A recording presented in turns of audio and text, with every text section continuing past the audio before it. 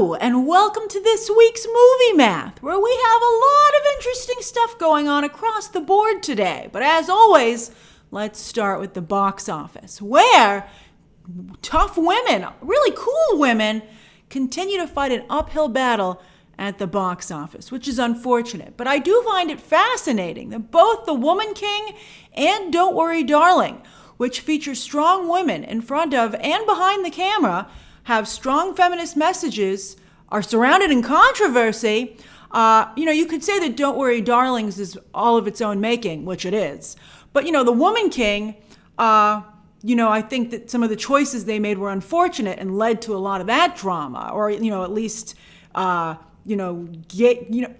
think there are elements of misogyny against both movies, but, both movies, I think, made it a little bit easy for those criticisms, which is really unfortunate. You got to always be on your guard. All right, but anyway, they opened exactly the same. They had the exact same opening weekend. That is, as I said, fascinating. The Woman King at least has strong critic and audience scores, while Don't Worry Darling isn't so lucky. At least they deviate there. And The Woman King also managed to fall just 40% in its second weekend. That's not great, but it's pretty good. It's pretty good. It's much better than it could have been. We'll see it's not as good as I compared it to The Greatest Showman last week. Not at all like The Greatest Showman. But it's still, anything less than 50% is a pretty solid drop. The Woman King is a much better movie than Don't Worry Darling. Far superior. But that doesn't mean Don't Worry Darling is a waste of time. I think that movie has a lot going for it as well. I suspect that as much as studios want to push theatrical releases, and I do think that a theatrical release gives a film a certain cachet that it can rely on throughout its run on digital and the ancillary market afterwards. So, a studio really has to decide if they think that cachet will be worth all the money they have to pour into advertising a theatrical release. But I think that for both The Woman King and Don't Worry Darling, most people feel these are movies that are not worth seeing in the theater, even if they do want to watch them. How do you feel? Did you see either of these films in theaters? I saw both in theaters, and I had a great time with both of them. Although, as I said, The Woman King is a much better movie. But I still had fun with Don't Worry Darling. Are you waiting to watch them at home on digital or something like that? Or are you just going to skip them entirely at any price point? Thankfully, both films, speaking of price, were very inexpensive to make, especially Don't Worry Darling. And at least Olivia Wilde's agent, if anyone will still take their call regarding Olivia Wilde, they can point out that as a director, she can deliver a pretty slick package for very little money. But what good is that skill if you then sabotage the end product? Hollywood and surely Warner Brothers sure were hoping that all that drama would lead to ticket sales, right? There's no such thing as bad publicity. But that did not turn out to be the case. While Viola Davis has never pretended nor been promoted as a box office draw, so, a 19 for her is actually really good, considering, when she's Widows was like the only movie she's starred in and it only opened at 12. And the rest of the cast for The Woman King is like up and coming or largely unknown talent. So, there weren't a lot of expectations there.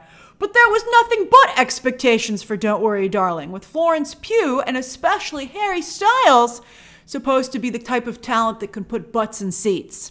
Florence Pugh's agent must have explained this to her because on Friday she caved at the very last minute and not only put one but two Instagram posts to promote the film up, one even including, deep in the batch of pictures, a photo featuring Olivia Wilde. I think that someone was like, I know how much you hate Olivia Wilde, but why shoot yourself in the foot for this? If this movie doesn't open big, that's going to speak to your ability to sell tickets. And it's such a shame because Florence Pugh is so spectacular in the film. She's the main reason to go see it. But speaking of Olivia Wilde, she had to do most of the promotion for this film herself because nobody else would promote it. Florence Pugh refused to promote it up until Friday. And Harry Styles, really did such a horrible job at Venice, I don't think people were really asking him to go back out there and do any more interviews. So Olivia Wilde was doing all the promotion herself and didn't sell any tickets either. So I think that's a bad sign for her likability factor going forward. I think Olivia Wilde certainly has talent as an actor. She's pretty good in the movie, and I think she definitely has talent as a director. But would she make another movie after this? She has that Spider-Woman deal, But I think it's hard to say. I thought maybe she could make like another small, inexpensive film, or maybe even an indie.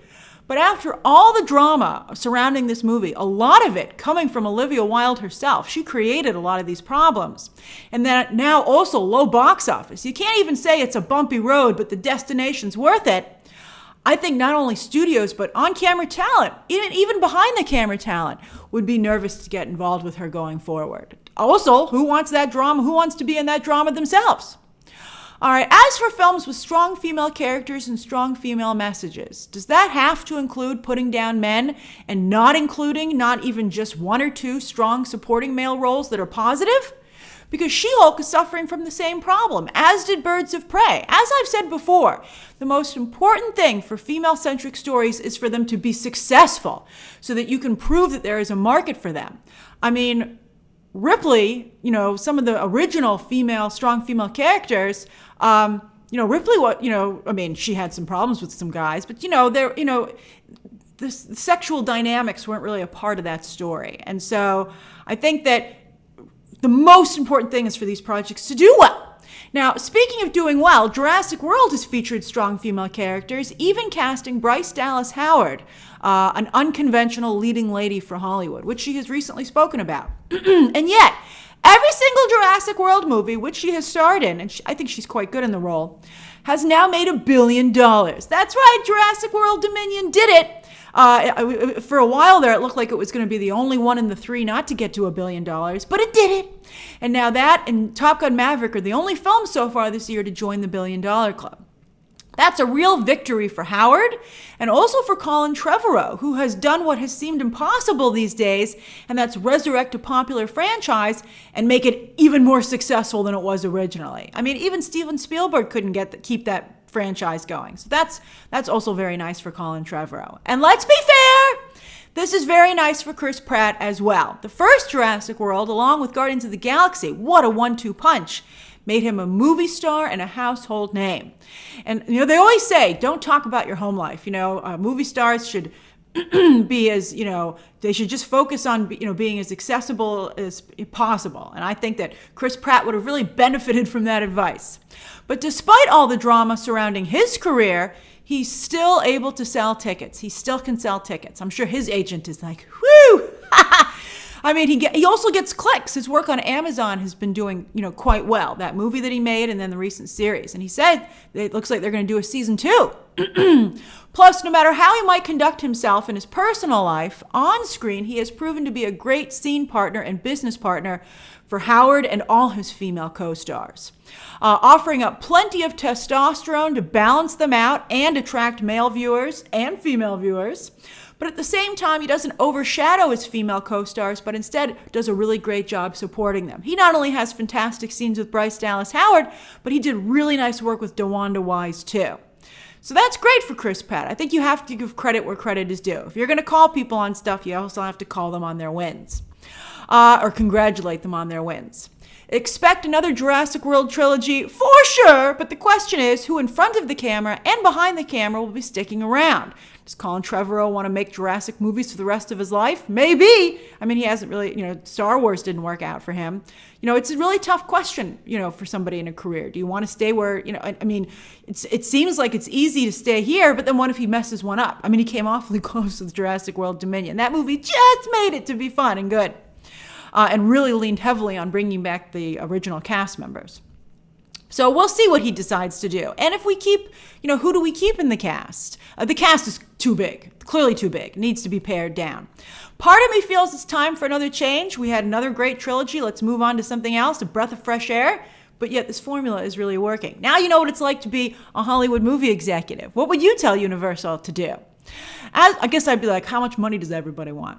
All right, as to the rest of the top 10, Avatar did pretty good for a re-release. In fact, it did double what the Spider-Man No Way Home More Fun Stuff did its opening weekend, which bodes very well for the upcoming sequel. They didn't even promise anything extra. They had a new 4K resolution on the film, and also they had a little bit of a tease for the upcoming Way of Water. I'm really curious to see how that sequel performs. It would be amazing if it was another boffo hit.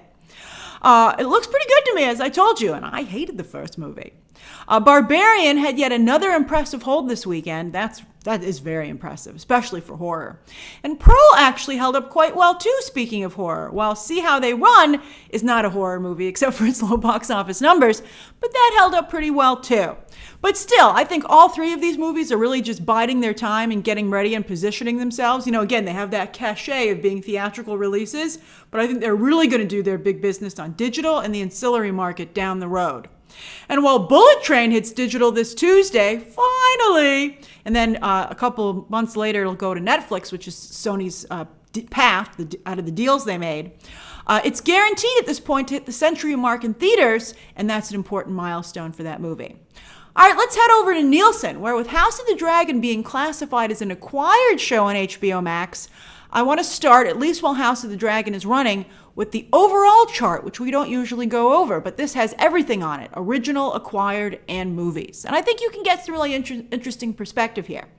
For instance, thanks to Game of Thrones, HBO Max actually is the only other streaming service to really make a dent in this chart besides Netflix. And of course, Game of Thrones is higher than House of the Dragon, as it has 73 episodes versus 2. This isn't even a full 2, as House of the Dragon debuts just before this, period ends on late Sunday night.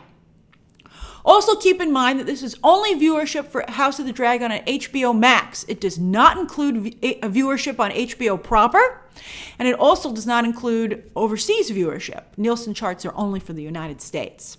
She-Hulk, unfortunately, doesn't come close to even breaking into this overall chart. But when we look at just originals, thankfully with episode 2, She-Hulk did manage to just make it into the top 10. While Only Murders with its season 2 finale soared up to 4th place. It was at the bottom the whole rest of its run for season 2. But that's because I think a lot of people just waited to binge until they could. Also, the season finale for 2 was banger. Oh, it was amazing. I'm quite surprised to see Echoes still on top in its first full week. It debuted at the end of last week, and it's also it's on the top of the overall chart. Watched more than anything. Echoes was watched more than anything on streaming. What a win for Michelle Monaghan. I guess you needed 2 of them. Because, she plays twins on that show. All right. As for movies, Kevin Hart dominated yet again and was runner-up on the overall chart. But while Sly Stallone's Samaritan was second place on the movies chart, he didn't do enough numbers on Prime Video to make the overall chart at all. In fact, Me Too is the only movie on the overall chart, which just goes to show how low the rest of these numbers truly are. Yikes. Now, over on Netflix, for just last week, Good for Queen Latifah and Ludacris still number 1, while Do Revenge debuted in second place. Interestingly, Morbius, speaking of Sony movies that go to Netflix for their Pay 1 window, it's holding steady in the middle of the pack for its second week on the streaming service. As for series, Cobra Kai, also number 1 for the second week in a row, and you can see why Fate the Winx Saga got a second season. But what about Sandman? It's almost out of the top 10 after 7 weeks, but still, no season 2 announcement. I don't think we're going to get one, quite frankly. We'll see. It would be great to be pleasantly surprised. Meanwhile, in the wake of the Queen's death, both season 1 and season 2 of The Crown, there are 4 seasons overall so far, are in the top 10. Season 1 got all the way up to number 3. Not bad for a show that debuted back in 2016. And it was just announced over the weekend that season 5 of The Crown will debut November 9th. And on iTunes, Top Gun Maverick is now available to rent for just $6 and shot back to the number 1 spot, while the rest of the top 10 continues to be recent theatrical releases and direct-to-digital fare with big-name talent that's a bit stale, but can still get people to click. Clearly, though, as we've discussed before, a large part of the movie-going audience is now happy to wait for digital for almost all movies. I think that's both due to viewing patterns established during the pandemic. Turns out you can wait. And also the theater experience being such a wild card. Sometimes it's magical, sometimes it's a nightmare.